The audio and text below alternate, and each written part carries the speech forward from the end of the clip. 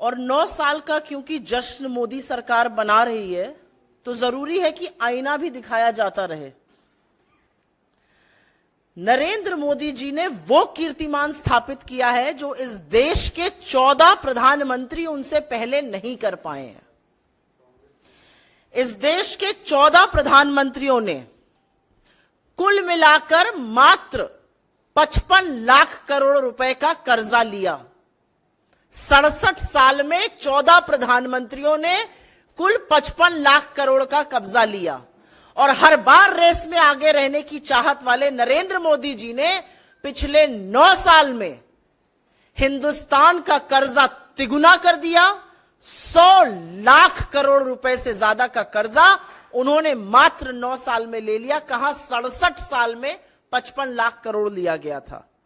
तो एक नया कीर्तिमान उन्होंने वो स्थापित किया जो इस देश के 14 और प्रधानमंत्री नहीं कर पाए। सिंपल तौर पे बता दूं, अगर इस समय, इस वक्त, इस सेकंड पर एक बच्चा इस देश में पैदा हो रहा है तो उसके सिर पर भी 1,20,000 रुपए का कर्जा लादने का काम मोदी सरकार ने पिछले 9 साल में किया है। और अगर और सिंपली बोलने पर आ जाऊं तो हर सेकंड इस सरकार ने 4 लाख रुपए का कर्जा लिया है, हर मिनट पर लगभग 2.5 करोड़ का लिया है, हर घंटे पर 144 करोड़ का कर्जा लिया है, 3,456 करोड़ का कर्जा हर दिन लिया है, हर महीने 1 लाख करोड़ से ज्यादा, और हर साल लगभग 12.5 लाख करोड़ का कर्जा लिया है। इसीलिए 9 सालों में 100 लाख करोड़ से ज्यादा का कर्जा लेने का कीर्तिमान और इस देश के लोगों पर कर्जा के बोझ तले उनको दबाने का कीर्तिमान नरेंद्र मोदी जी ने स्थापित किया है। आप इनसे कोई भी सवाल पूछिए, बाकी देशों की बात करते हैं तो उस पर भी आईना दिखाना जरूरी है। भारत का डेट टू जीडीपी रेशियो, मतलब कर्ज और जीडीपी का जो अनुपात होता है, जो रेशियो होता है, वो 84% पर है इस समय। और हमारे तरह की जो इमर्जिंग मार्केट इकोनॉमीज हैं या प्रगतिशील डेवलपिंग इकोनॉमीज जिनको कहते हैं, उनका औसतन ये रेशियो 64.5% पे है। हमारा 84% पर है, उनका 64.5% पे है, 64.5% पर। एक समस्या और भी है, जब आपका ऋण 155 लाख करोड़ हो जाता है तो उस पर आपको ब्याज भी चुकाना पड़ता है। हर साल 11 लाख करोड़ तो सिर्फ ब्याज चुकाने में, मतलब इंटरेस्ट पेमेंट में दिया जा रहा है। 11 लाख करोड़। उससे कितने आईआईटीज, कितने एम्स बन सकते हैं, कितने लोगों का इलाज हो सकता है, कितने बच्चे कुपोषित होने से बच सकते हैं, कितनी मिड डे स्कीम्स चल सकती हैं, इसका अनुमान ही नहीं लगाया जा सकता है। 11 लाख करोड़ सिर्फ इस डेट की सर्विसिंग में, जिसको इंटरेस्ट पेमेंट कहते हैं, होता है। लेकिन एक बहुत भयावह चीज हो रही है। सीएजी की रिपोर्ट, यह हमारी रिपोर्ट नहीं है, यह सीएजी की रिपोर्ट है, और सीएजी की रिपोर्ट यह साफ तौर से कहती है कि 2020 में ही हमारी जो ऋण स्थिरता थी, जिसको डेट स्टेबिलिटी कहते हैं, वो नेगेटिव में जा चुकी थी। और तब डेट टू जीडीपी रेशियो, तब ऋण और जीडीपी का अनुपात मात्र 52% था। अब वो 84% है। तो हमारी डेट रीपेमेंट की, कर्जे को पाटने की क्षमता पर भी सवाल उठाया जा रहा है। यह भयावह स्थिति हो रही है। एक और बड़ा सवाल है, और यह बड़ा सवाल हम सबके मन में आना चाहिए, क्योंकि सरकार आपको खर्रे बताने लगती है। हां, हमने कर्जा लिया, हमने 80 करोड़ लोगों को फ्री का राशन दिया। इसका फायदा किसको हो रहा है? क्या इसका फायदा गरीब को हो रहा है? क्या इसका फायदा मध्यम वर्ग को हो रहा है? क्या इसका फायदा निम्न मध्यम वर्ग को, आम आदमी को, युवा को, स्टूडेंट को हो रहा है? आप सुनकर भौचक्के रह जाएंगे कि ये जो इतना बड़ा बड़ा कर्जा उठाया जा रहा है, हमें और आपको कर्जे के तले दबाया जा रहा है, इसका फायदा न गरीब को है, न मध्यम वर्ग को है। इसका फायदा सिर्फ और सिर्फ पूंजीपतियों को है। इस कर्जा लेने के दौरान 23 करोड़ लोग गरीबी की सीमा रेखा से नीचे चले गए। 83% लोगों की आय कम हुई। 11,000 से ज्यादा तो लघु मध्यम उद्योग, जिनको एमएसएमई कहा जाता है, वो पिछले साल ही बंद हो गए। लेकिन जो अरबपतियों की संख्या 2020 में 102 पर थी, वो जरूर बढ़ के 166 पर पहुंच गई। तो इसका फायदा भी सिर्फ और सिर्फ धन्ना सेठों को, अमीरों को और मोदी जी के परम प्रिय मित्रों को हो रहा है। अब दूसरा सवाल उठता है, ठीक है उनको फायदा हो रहा है, भाई वो तो part of India growth story है। अगर मोदी जी की सुन लीजिए, हमारा आपका क्या योगदान है, हम कुछ नहीं करते हैं, वो 10% लोग बहुत कुछ करते हैं। लेकिन सत्य उससे विपरीत है, क्योंकि ना वो भारत की विकास दर में अपना योगदान दे रहे हैं, ना टैक्स दे रहे हैं उतना। टैक्स वसूली हमसे, आपसे, गरीबों से, निम्न मध्यम वर्ग से करी जा रही है, कर्जा हमारे ऊपर लादा जा रहा है और सारा का सारा लाभ पूंजीपतियों को मिल रहा है। और इसीलिए जो दूसरा एक मुद्दा है पिछले 9 सालों का, एक तो है कि कर्जा तिगुना कर दिया, 100 लाख करोड़ का कर्जा उठा लिया 9 सालों में, और दूसरा एक है जो ये कहेंगे और कहते कहते थकते नहीं है, टैक्स कलेक्शन भी तिगुना हो गया, टैक्स कलेक्शन भी तिगुना हो गया। इससे ज्यादा वाहियात, इससे ज्यादा बड़ा कुतर्क और इससे ज्यादा नैतिक दिवालियापन का कोई और बयान और शर्मिंदगी का ये सरकार दे नहीं सकती है, क्योंकि इसकी भी असलियत सुन लीजिए, और ये असलियत सुननी और समझनी दोनों जरूरी है। जो भयावह आर्थिक असमानता है इस देश में, उसका नतीजा है कि जो सबसे निचला 50% इस देश का तबका है, अगर इस देश की आबादी को 2 हिस्सों में बांट दिया जाए, 50% अमीर और 50% सबसे निचला तबका, तो जो 50% सबसे निचला तबका है वो जीएसटी कलेक्शन का 64% पैसा दे रहा है। सबसे गरीब 50% जीएसटी का 2/3 से ज्यादा पैसा दे रहा है, 64%। मध्यम वर्ग 40% जीएसटी का पैसा दे रहा है। लेकिन क्या आप यह सुनकर भौचक्के रह जाएंगे कि जो 10% लोग जिनके हाथ में हिंदुस्तान के 80% संसाधन और संपत्ति है, वो मात्र 3 से 4% समूचे जीएसटी कलेक्शन का पैसा दे रहे हैं। सबसे गरीब 50% इस देश की जनता सारे जीएसटी का 64% दे रही है। उनके इस पास इस देश की मात्र 3% संपत्ति है, और जिन 10% की इस देश की 80% संपत्ति पर कब्जा करके बैठे हैं, वो मात्र 3% जीएसटी कलेक्शन का दे रहे हैं। क्योंकि एक बात साफ है, और ये पानी की तरह साफ है, कि आटा, दही, दवाई, पढ़ाई, इन सब पर जीएसटी लगाकर जो वसूली सरकार कर रही है, उसका खामियाजा तो गरीब आदमी को भुगतना पड़ रहा है, उसका खामियाजा तो मिडिल क्लास को भुगतना पड़ रहा है। धन्ना सेठ तो सब मस्त है, लेकिन सरकार सब कुछ जानते बूझते हुए भी सिर्फ और सिर्फ छुपाने पर तथ्यों को तुली हुई है। ये सारी चीजें कोई आइसोलेशन में नहीं हो रही हैं।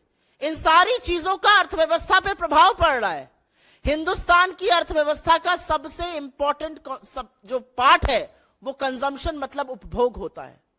हमारा उपभोग जीडीपी का 61.1% था वित्तीय वर्ष 2022 में, वो गिरकर 60% पर आ गया है अभी हाल ही के जीडीपी डेटा में, जिसको लेकर ये कसीदे पढ़ रहे थे। ये बहुत बड़ा भयावह स्थिति है कि देश के लोग गरीबी के चलते, महंगाई के चलते, टैक्स वसूली के चलते कम कंज्यूम कर रहे हैं, कम उपभोग कर रहे हैं। यह गरीबी का सबसे बड़ा सूचक होता है। और आपकी जानकारी के लिए हमने इस मंच से पहले भी साझा किया, अभी भी साझा कर देते हैं, वसूली तो आप ही की जेबों से हो रही है, डाका तो आप ही के पर्स पे पड़ रहा है, आप ही के घर के बजट पर पड़ रहा है। इस देश में अगर परचेजिंग पावर ऑफ रुपी की पैरिटी से देखा जाए तो सबसे महंगी दुनिया की रसोई गैस भारत में बिक रही है, तीसरा सबसे महंगा पेट्रोल भारत में बिक रहा है, 8वां सबसे महंगा डीजल भारत में बिक रहा है। तो भैया अच्छे दिन किसके आए हैं? कहां है वो मायावी अच्छे दिन जो आ ही नहीं पाए हैं? कर्जे के तले हम दबे हैं, उपभोग हम कम कर रहे हैं, महंगाई से हम त्रस्त हैं, लगातार पेट्रोल, डीजल, एलपीजी के दामों को बढ़ाया जा रहा है। और अंत में एक बात मैं ये जरूर कहूंगी कि ये कहनी जरूरी है कि जो टैक्स वसूली हो रही है, चाहे वो जीएसटी के थ्रू हो, चाहे वो एक्साइज ड्यूटी, फ्यूल के थ्रू हो, जहां पर आपको महंगा एलपीजी, महंगी पेट्रोल, महंगी डीजल, और डीजल के महंगे होते बाकी फल, फ्रूट, सब्जी जो सब महंगी है, उसका प्रभाव आम आदमी पर पड़ रहा है, उसका प्रभाव मोदी जी के मित्र मंडली पर नहीं पड़ रहा है, धन्ना सेठों पर नहीं पड़ रहा है। और इसीलिए अंत में हम यह जरूर कहना चाहते हैं कि गुजरात के मुख्यमंत्री रहते हुए बड़ी बड़ी बातें करते थे मान्यवर। बातें तो ऐसी करते थे कि दिल्ली में बैठी हुई एक इनकॉम्पिटेंट करप्ट सरकार है। वो अलंकार, वो नाकामी के, वो निकम्मेपन के, वो भ्रष्टाचार के अलंकार अब मोदी सरकार से ज्यादा अलंकृत किसी को नहीं करते हैं। और इसीलिए हम इस मंच से मांग करते हैं कि इस देश को कर्जे के तरह दबाने के लिए, इस देश में टैक्स वसूली के चलते, इस देश में जो आर्थिक असमानता बढ़ी है, जो अर्थव्यवस्था पूरी तरह से ध्वस्त हो चुकी है, जो ना आप सुर्खियों से ठीक कर सकते हैं, ना आप व्हाट्सएप फॉरवर्ड से ठीक कर सकते हैं, उसको ठीक करने के लिए तो आपको आर्थिक प्रबंधन पर ध्यान देना होगा। लेकिन इस मंच से हम एक श्वेत पत्र की मांग करते हैं, क्योंकि भयावह स्थिति भारत की इकोनॉमी की है और उसका जवाब जरूर मिलना चाहिए। I will very briefly make a statement in English on this. This is an extremely important matter and should be a matter of public discourse. Mr. Modi has done the unthinkable. 14 Indian prime ministers before him in the last 67 years amounted to a debt burden of only 55 lakh crore rupees. Mr. Modi in the last 9 years has trebled India's debt burden. Not doubled it, but trebled India's debt burden to 155 lakh crore rupees. He himself in the last 9 years has amassed a debt burden of 100 lakh crore rupees.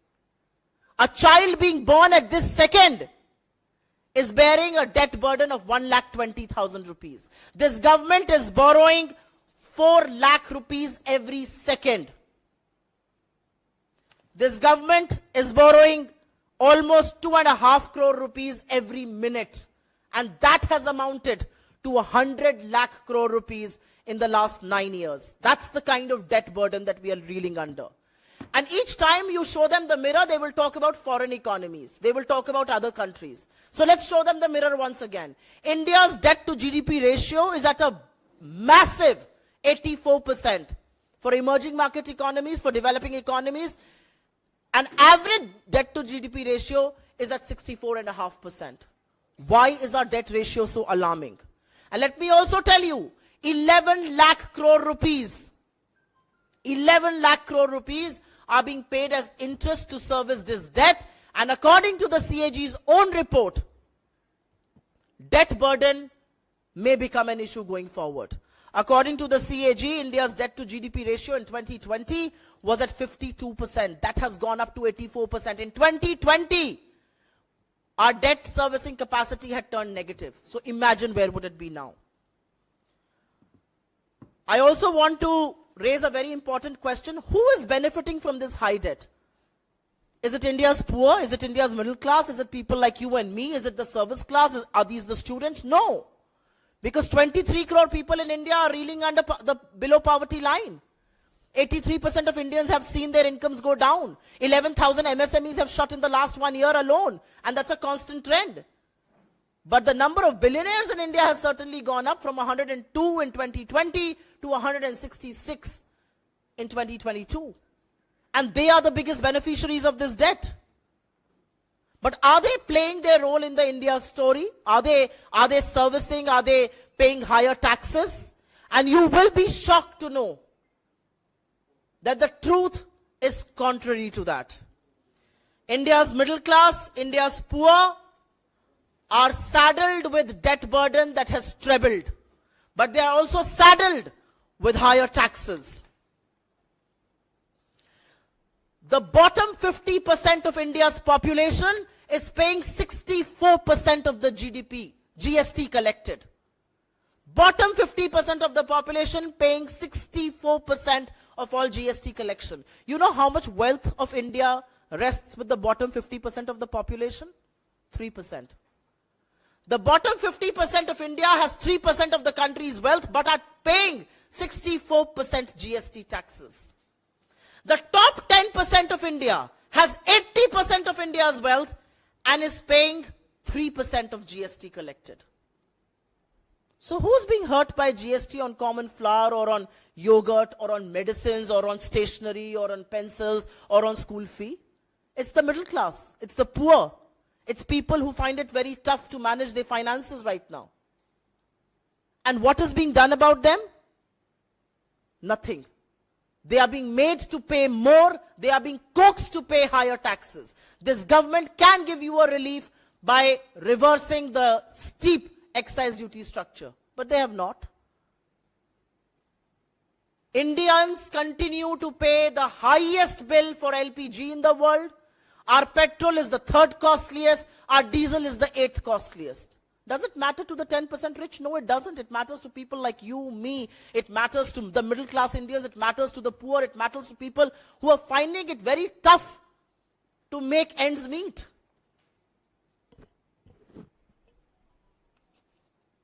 The only thing that we say from this platform is that Mr. Modi, as Chief Minister of Gujarat, used to call the central government incompetent, inefficient, and corrupt. And I think those three adjectives fit the Modi government and Mr. Modi no better than any other. Because economic mismanagement of this government has resulted in a ruined Indian economy. It has resulted in high prices. It has resulted in high inflation. It has resulted in high unemployment. And it has now resulted in massive debt burden that the country is facing. And so, I will only say that Indian economy cannot be managed by managing headlines. Indian economy can also not be managed by WhatsApp forwards. Indian economy will have to be managed by sound economic managers who don't want to hog the limelight, who want to do the work and fix the Indian economy and ensure that prosperity reaches every part of India. In the end, from this platform, we demand that a white paper be released on the Indian economy by the government because the fault lines are only getting deeper.